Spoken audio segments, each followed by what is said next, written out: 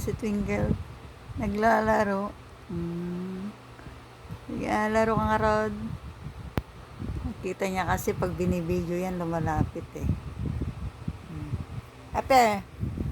Wow, galing ah. Sabi la, Aper. Ang galing talaga ng baby ko ah. Manang-mana sa mami ah. Ay, laruan mo baby oh, yung ipit ni mami. Ito oh. Yan. Yan, laki na ni baby yan. Laki na ni baby Twinkle ah. 1 month na po yan. Matako na po yung kumain.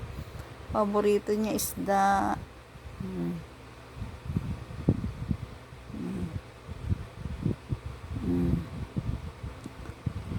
Give me 5.